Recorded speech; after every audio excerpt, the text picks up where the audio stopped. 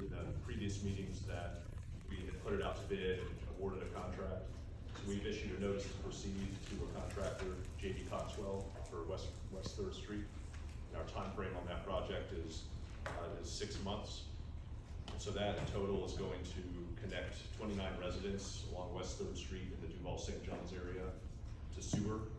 And that's going to be a part of the project, part of the scope of work, where the work on private property to go and abandon the septic systems and connect the houses to the new sewer, that's going to be included. And that project's being funded with a combination of 2 grants from the state, one of which is a $300,000 grant, and then there's also a part of a $2 million grant that will complete the funding of 3rd Street. And following quickly after that, we have Pearl Street, which is getting very close to the final design. And so we're, obviously 3rd Street's getting out right now, getting started. We're also gonna get Pearl Street started this year. And so that's also gonna be funded in part with that $2 million grant that I mentioned before. We'll also have some other sources of funding for that.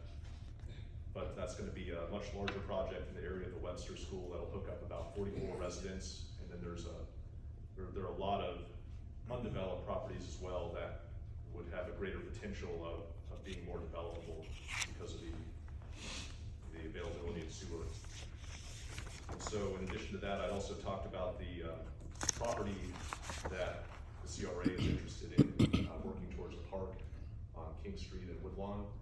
So we've continued conversations with the county, and they've expressed that they are supportive of the idea of taking over that property. And so what they have to do is formally request it. So that might be a commission item, or I'm not sure how the county's administrative process works, if that would be the administrator or the commission, but they're in the process of getting that moving. And I'll just talk on that topic right here. You can see the sign here. That's the sign on King Street by Woodlawn Apartments. And we're getting ready to get this board in there in the middle, digital sign that's gonna let the community know what's going on. And that part adjacent to Woodlawn is gonna be called a Peace Park. A Peace Park. And so Woodlawn, the Genesis property, will have some a little bit of activity going on to help maintain it. And that should be happening rather soon, I believe. And so what he's saying is that property is owned by the city. No. And they're going to give it to the county to actually maintain it. So we appreciate that. Mm-hmm. We've been looking forward to that. And also with what he's talking about, the sewer on West 3rd Street, what's happening is that's called West Augustine Mini Grant. We go on 3rd Street and crush all the septic system up in a resident's yard, and we replace it with central sewer, and that's free of charge. That's about $15,000 per household. And so he's going to Pearl Street now. Our hope is that he gets to 9th Street soon, and he's gonna go to the 9th Street. Get the 7th Yeah, Street. and so Other houses on yeah, you're doing a whole map of what's on. Right, we're doing a master plan, and that's drawing out the overall map of how we're gonna make gravity sewer available to all of West Augustine. And so right now we have certain areas of existing gravity sewer that we can extend out so far because it basically flows by gravity. It has to be installed at a slope, so you can only build it out so far. So we have to know or have a intelligent plan on where we're gonna put other lift stations and build out other, what we call basins of gravity sewer. But but that's been progressing with the master plan. So is there you said lift station, a station that's gonna be provided for Volusia Woods? Now, Volusia Woods is interesting. They're actually able to connect to some of the gravity sewer a couple of blocks north of them, and the city has gotten involved with a cost share for that development because we recognize there's a public benefit in order to run the gravity sewer from the existing, where it exists a couple blocks north. It's going to incidentally make sewer available to a lot of other properties along the way. opens the door for potential cost shares. And also, we recognize that Habitat is a nonprofit organization that does good work. And so that's, I'm glad that came up, because that's a good example of something in West Augustine, another sewer project that. How are you able to make the connection free? It's incorporated into the cost, and we had to make, there are a couple things that drive that. Some of the grants that come from the state are driven by environmental motivations, and one of the metrics that they require is that there have to be, they're interested in the number of septic systems removed. So that's one factor, but also we've learned from mistakes in the past when sometimes sewer has been built, but connections of the residents hasn't been a part of it.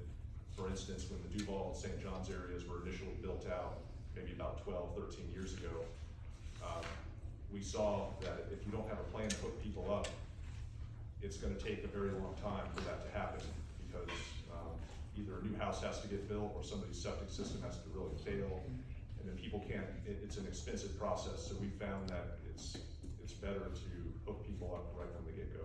And the city of St. Augustine took the initiative to do that.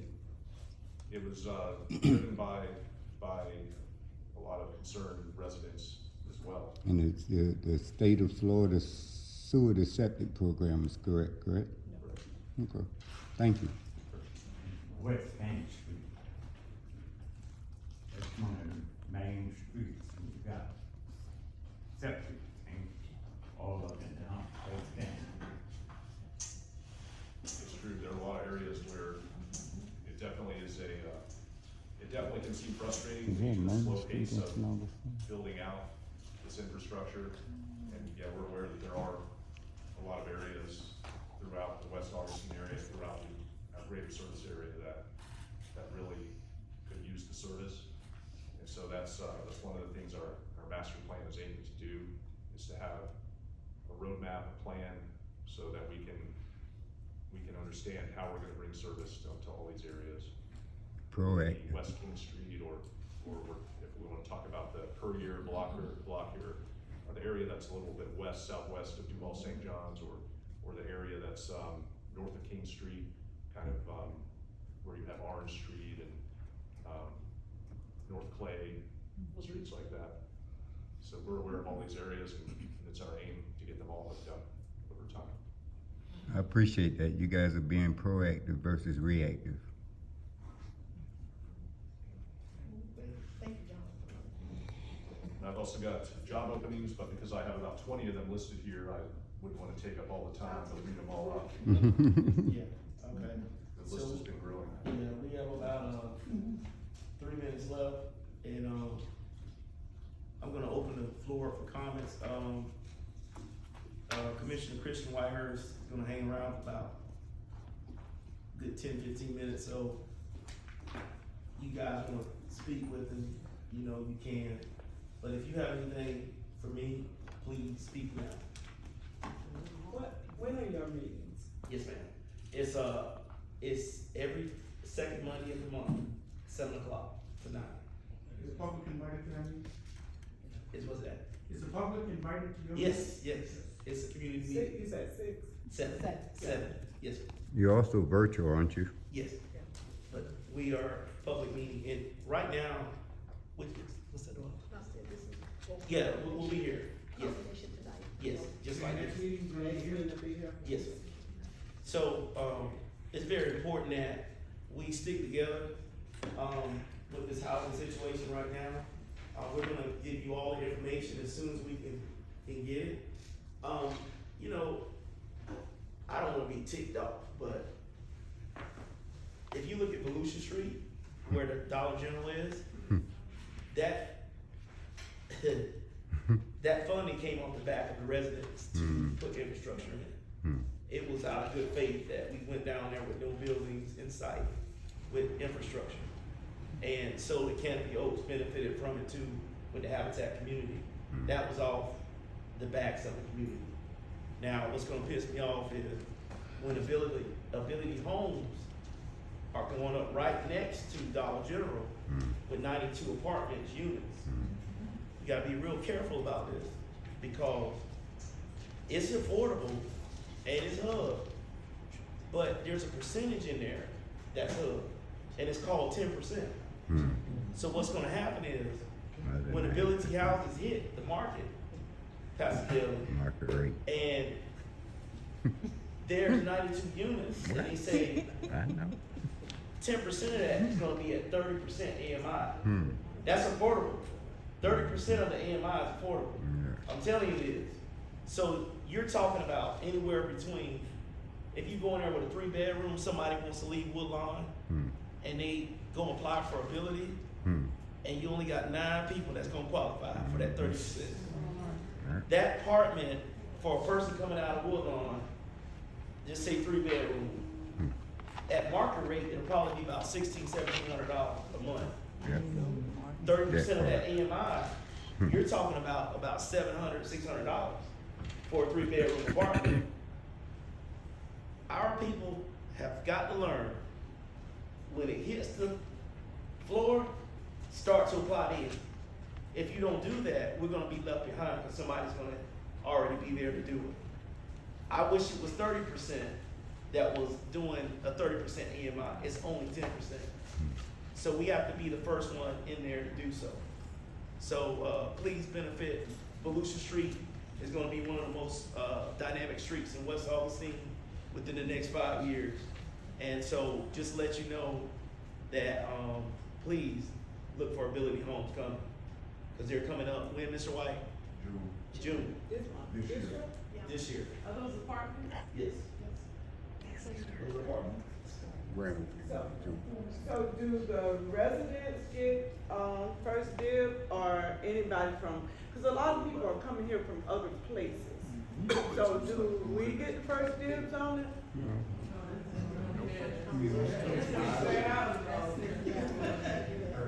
Well, you're gonna get first deals. You're gonna get first deals from the information from us. Yeah. But we have to apply quick. You gotta go like a flash ban quick. It can't be. Correct. We can't. That's reactive. Yes. Yes. Real about it. Yes. That property you talking about, The 120 parcels. yes. Councilman Eden brought that property, that's what I keep hearing in the community, they brought some property in there, is that same? No, entirely What are you different? talking about, building homes? Yeah. By the Dollar General, that strip of land on my street, Chapin Street, They could want that, but we already purchased. something different, okay. What is it on Facebook? No. Yeah. No, that's. No, they did not buy the property. It's No, ability they homes. did. But Ability homes. Anybody else? So these would be market units Yes. of the Some 9%? of them, Some yeah. of them. 90%, yes. Yes. Are you taking vouchers? Yes. We'll take a voucher. But the parcels that you have, like 120, right? Are they all stick built? No, what happened to the parcels? We got a resolution where it's set aside for the use of affordable housing. We're specifically targeting what you're talking about. The CNAs and all Yeah. that. That's what we're going after. We don't wanna make the same mistake that we made in Leaderville. We're ahead of that game right now. Where we're facing a Too late. problem with that is, everybody wants to have an opinion in it, and we have to slow that down because you can't tell us that some of the stuff is on marshland when we just seen what you built over here in the Benham Place or down on Ninth Street. Don't tell us that now. You gotta come up with a better story than that. So we're looking for developers. We got this guy here, Holly Realtors, say he can come in at 189 for this house, 1,100 square feet. He said he's ready to go. But with the county, with the government, you can't tell them who the name of the guy is. He's gotta go through a bid process. We're trying to slow that down too, because we're in desperate need. I believe, Roberta, if I'm right, the county has promised out more houses to be built than is already built. They've sold more than they built, right? Yeah, very much so. What's that number? That's what the commission said, demand and supply are a little bit unbalanced at this point. Is it 90,000 houses, what I heard, or is that not the truth? No, it's not that many, but it's a high number. I don't know the number right now, Robert, but Yeah, I'll so get it back to you. they have sold more houses in St. Johns County than they actually have. Yeah. So that's the issue. So, And I don't know, Jonathan's here with you, he handles infrastructure, with the city, but the city, if you've been watching the news, near Murray School, behind Murray School, all the way back near the railroad pits, have 80 acres that they're gonna be developing. They have a master plan in place, they had a workshop to with the city. It's gonna be a series of mixed use townhouses, stick buildings, to just indicated, as well as apartments, duplexes. They're gonna put a mix back there. For workforce, from what we're being told at this point in time by their commission and, current, city manager. So that's gonna be a lot. There'll be a lot of availability. We have to get ourselves ready, like Robbie said.